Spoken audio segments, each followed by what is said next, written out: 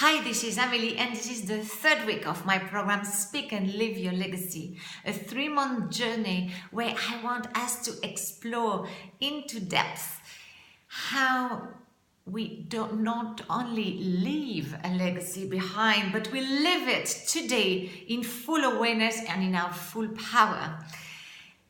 You can listen to me every Tuesday in English, on Wednesday en français, and on Friday en espagnol. And in the Facebook group, The Speaking Station, please send a request to join if you have not done it yet. Also on LinkedIn, on my profile, Amélie Nguifesh, and on YouTube, my channel, Amélie Speaks, where you always get the videos of my conferences, my talks, my epiphanies, whatever I record. This first month is really about looking at where we are, who we are, the inner work, a little exploring and asking us the right question, the deep questions. The second month, we're going to step into speaking, speak your message, so public speaking tips, pitch, sharing your message, getting into your confidence in saying who you are to the world and what you do.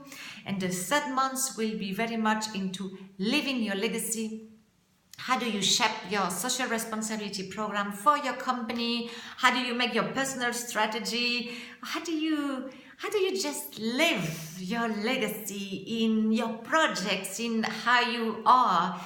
And so that's the 3 months journey. We're going to walk together. And today I was very, very inspired by a video posted on LinkedIn by my dear friend Jean-François Cousin, who is a fabulous coach. And yes, so fabulous that he's actually master certified coach and a director of the board of the International Coach Federation, because he's a person fully committed to coaching, to getting people to where they want to be. And he was sharing 3 tips about coaching. First, it was 3 tips for the coaches. First, be authentic. Second, be humble. And third, be vulnerable. And then when I listened to him and I read his post, I thought, wow, those are exactly the same 3 qualities to be a speaker that people will remember. To be a speaker who lives his message and who lives and leaves a message to people. For what I call a great speaker. And reflecting a little more, I said actually these 3 qualities are also the ones we want to have in life, we want to have at work. And if we connect it to this topic that we are exploring together, the topic of legacy, they are extremely relevant. Let's look at authenticity. So today, there's always life always sends us the messages or the messengers that we need. Today I had a coaching session with someone who's looking for a job. And in a phase where he sort of feels that he's failing, it's not coming out. No? So we're exploring where we're going and what's behind, what's in the way. But especially opening the eyes, opening the heart, opening the soul, opening the possibilities. And in one of these exercises, he just dared sharing what was the dream job for him. Wow, it was amazing. It was amazing to see his eyes, his body language, his energy. It was pure light. He was on a thrill. And it was a wow, because it's so different than what he's doing now, what he's been doing all these years, and that what he's looking for. So that was an interesting thing to see this shift and this passion and even this physical opening when he dared being authentic to his dream, to who he is, to what he craves for. So that does not mean that tomorrow he's going to be able to step into that professional dream or this business dream, actually, because there's a lot of things that need to take place.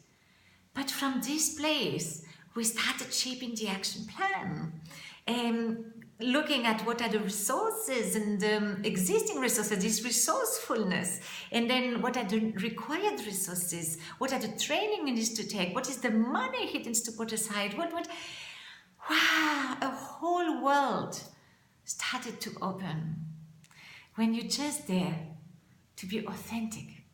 And this is with oneself.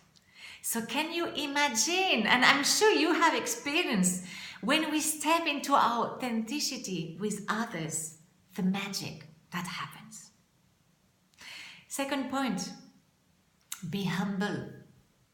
Be humble is often confused with lower yourself, putting yourself down. If you notice, the people who are the most self-confident are often the most humble people. The arrogant ones, the ones who have to brag about what they do, the ones who need to be recognized all the time and will push everyone around so that you can see me and listen to me. These people, sometimes it's difficult to handle them. You can look at them from another angle from today. They're actually people who lack a lot of this self-confidence. So when you don't have this self-confidence, you need to compensate. So you compensate in the areas where you're good, where you are able to see something that is good about you. You brag because you feel so low in other places. So, you cannot survive just feeling you're a carpet, a disaster, a failure. So sometimes you lift yourself with the wrong strategies. And look at yourself again. Let's come back to ourselves. It's easier to see with others, so that's why I give this example. And there's always one of these persons around us. Let's look at ourselves. Look, these moments. Maybe you don't consider yourself like an arrogant person. I don't consider myself like an arrogant person on a daily basis. But there are moments I'm arrogant. I feel pride. But not this, I'm proud of myself, this enlightening pride, the negative pride. And I'm feeling a little arrogant. This is the alarm bell for me. I know that if I'm feeling, I have this thought and this feeling of arrogance in myself, it's because I'm feeling low in other areas, on other skills of mine. So I go there. I say, what's happening there? Instead of blaming myself, oh, you horrible person. You go da.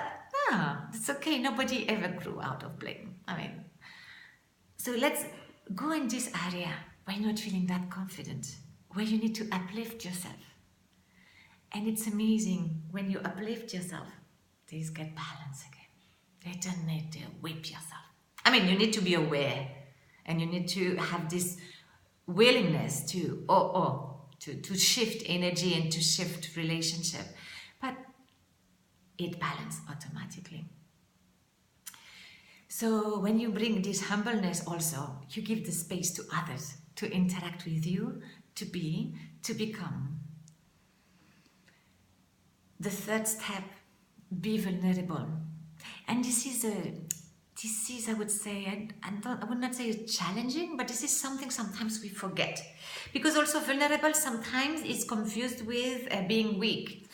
Or even if we are clear that it's very different, when we are very motivated and we want to inspire people as a speaker or as a coach or as a mentor, we hear with all the positive things that we've learned because we want to give them all this stuff, and sometimes we forget to say, hey, me too.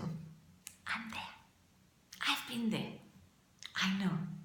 It's not like, all rosy every day. Okay, so show a little of this vulnerability. not, I cry with. No, just, bringing this vulnerability. And sometimes, and it takes some effort. It's not the easiest things to do, but that really brings this proximity, this connectivity, And curiously enough, when you really experience stepping into your vulnerability, but from an empowered posture, it actually motivates people, because it inspires more people, and it helps people to say, okay, we are one, I'm part of this community also, and I'll get there.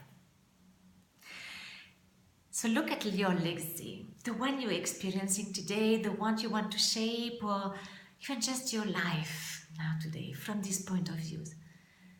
Authenticity, humility, humbleness, and vulnerability for yourself and towards others. This is my invitation for week 3. Write it down, journal as much as you can. Don't hesitate to send me private messages or comment here. I love reading you. This also gives me a lot of insights and inspiration, and that definitely inspires the other people of the group. Love you, thank you, looking forward to this week of exploration. I do the work also. And yeah, looking forward for week number 4.